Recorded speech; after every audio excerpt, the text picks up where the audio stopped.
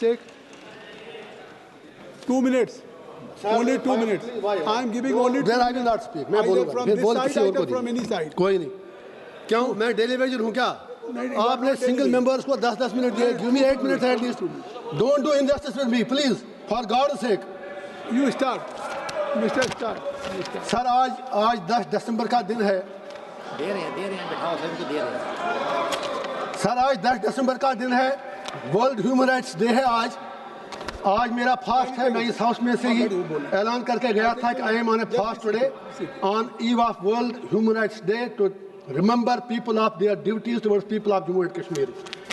Sir इससे पाक दिन मेरे लिए और क्या हो सकता है कि आज जब इस हाउस में इलेक्टोरल रिफॉर्म्स डिस्कस हो रहे हैं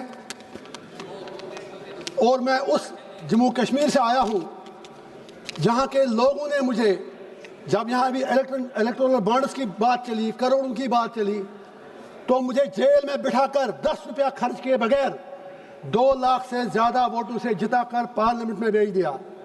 आज मैं उन अपने लोगों को इस पार्लियामेंट हाउस से शुक्रिया भी अदा करता हूँ, सलाम भी करता हूँ. और साथ ही मुझे नहीं पता बाकी मुल्क में कैसे इलेक्शन हुआ, लेकिन अपनी पार्लियामेंट्री कॉन्स्टिट्यूंसी में जिस तरह तमाम सरकारी एजेंसियों की गुंडागर्दी दबाव के बावजूद इलेक्शन कमीशन ने फेयर इलेक्शन करवाया और मैं जेल में रहते हुए जीत गया, मैं उसके लिए इलेक्शन कमीशन का शुक्रिया अदा करता हूं अपने लोगों की तरफ से. आप ताली मत बजाइए, मुझे आपसे अब 2 बातें करनी है. तो ये बात आ गई आपकी बात. नहीं, आप इनकी बात भी करिए. इंजीनियर साहब सर. आपने जिस तरह से अब बात करने दीजिए ना सर. जज्बात की तर्जुमानी की है, शुक्रिया वो आपके पूरे वतन तक चली. शुक्रिया. अब नहीं, शुक्रिया सर. अब मुझे इनसे भी बात करें प्लीज. आज खुदा के वास्ते मुझे आज 2-4 मिनट दीजिए. इंशाल्लाह कंक्लूड. बहुत ही इंपॉर्टेंट बात है, बहुत ही इंपॉर्टेंट बात है. मैं ये कह रहा हूँ, या तो आप इलेक्शन रिफॉर्म्स कर लीजिए, जेल से be serious for a while please, for God sake. Don't make mockery of the service. आपकी देशभक्ति हमने देखी. जब मंदे मातरम पर डिबेट था, कोई नहीं था यहाँ पर. हमें आप क्लास में बिठा के रखते हैं, भाग जाते हैं.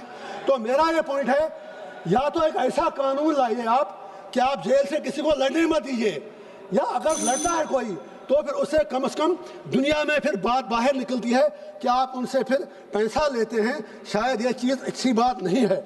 उसी तरह आपने सर कौन सा कानून है, जब आपने डिलिमिटेशन कश्मीर में किया J&K में, तो कश्मीर में आपने सिर्फ 1 सीट बढ़ा दी, जम्मू खिते में 5 बढ़ाई, लड़ा दिया खुद को एक दूसरे से. और कहाँ पर देश में 5 MLA नॉमिनेट होते हैं. आप मुझे इंडिया अलायंस से 1-2 बातें करने दीजिए प्लीज. एक बात कह के खत्म करिए सर. खुदा के वास्ते प्लीज हाथ जोड़ता हूँ आप सर बोलने दीजिए ना. अरे सर प्लीज देखे ना, प्लीज देखे, बात तो सुनिए. मैं भी त्योहार जा रहा हूँ, ये घर जा रहे हैं अपने. रहम तो कीजिए मुझ पर. भूख हड़ताल पे हूँ सुबह से, कुछ तो रहम कीजिए, बोलने तो दीजिए. मैं पप्पू यादव जिनको मुझे उनका सम्मान है. सर सुनिए ना प्लीज, मैं वहाँ आऊँगा फिर. मैं ये इंडिया अलायंस से बात करना चाहूँ. आप फैसला कर दो. आप तो एक तरफ कहते हैं वोट चोरी होती है, आपके इंडिया अलायंस के पार्टनर जो हमारी स्टेट के बड़े लीडर हैं वो कहते हैं इलेक्शन फेयर हुआ, लेकिन दूसरी तरफ कहते हैं मैं इसलिए हारा क्योंकि वहाँ पर इस्लामाइजेशन और रेडिकलाइजेशन थी. उनके MPs यहाँ कहते हैं नहीं इलेक्शन फेयर हुआ, कुछ कहते हैं नहीं हुआ.